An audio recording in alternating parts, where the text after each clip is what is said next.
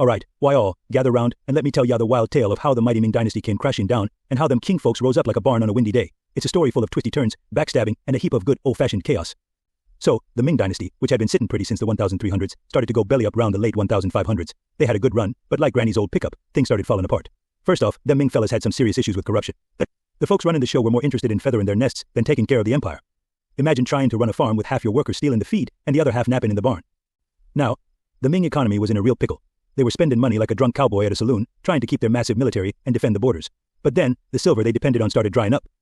You see, silver was like gold to them Ming folks, and when it got scarce, their whole economy went haywire. Prices shot up, taxes got higher, and the poor folks were squeezed tighter than a bull's behind in fly season. Nature wasn't too kind to the Ming either. They had a string of bad luck with floods, droughts, and famines hitting them like a 1-2 punch. Crops failed, folks were starving, and it felt like the whole country was cursed. People were so hungry they'd have fought a raccoon for a crust of bread. Then came the rebellions. When people get desperate, they get angry. And boy, were they angry. Rebellions started popping up all over, like mushrooms after a rainstorm. The biggest one was led by a fella named Li Zicheng.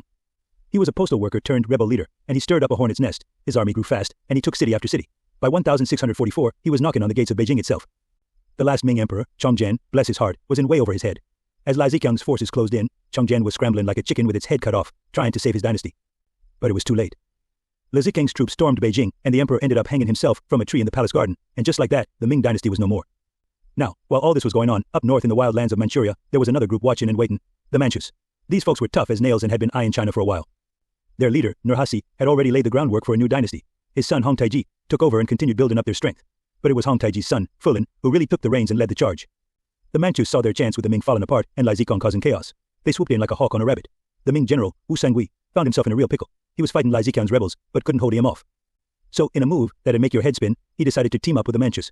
He opened the gates of the Great Wall and let them Manchu warriors in. The Manchus, led by Prince Dorgon, made quick work of Li Zicheng. They chased him out of Beijing, and Li ended up dead in a few months. With Beijing now under Manchu control, they declared the start of a new dynasty, the Qing dynasty. And just like that, the Qing were sitting pretty in the imperial palace. But tech in Beijing was just the start.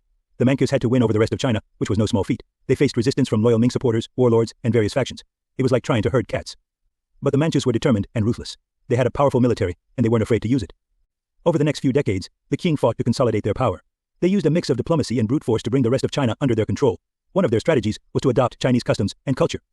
They wanted to show the Chinese people that they were legitimate rulers, not just foreign invaders. So, they kept a lot of the old Ming traditions, even though they were running the show. The Qing also implemented strict social policies to maintain control. They enforced a hairstyle called the queue, where men had to shave the front of their heads and braid the rest into a long ponytail. This was a symbol of submission to Qing rule, and refusing to comply could get you in serious trouble. Despite the initial resistance, the Qing dynasty eventually established a period of relative stability and prosperity. They expanded China's borders, increased trade, and promoted the arts and sciences. But it wasn't all smooth sailing. There were always undercurrents of dissent and rebellion simmering beneath the surface. The collapse of the Ming and the rise of the Qing wasn't just a simple change of power. It was a seismic shift that reshaped China in profound ways. The Ming dynasty's downfall was a result of a perfect storm of corruption, economic woes, natural disasters, and internal strife. The Qing dynasty's rise was fueled by the Manchu's strategic prowess, military might, and ability to adapt and integrate with Chinese culture. So there you have it, folks. The story of how the mighty Ming fell and the Qing rose up to take their place. It's a tale of power, intrigue, and the relentless march of history.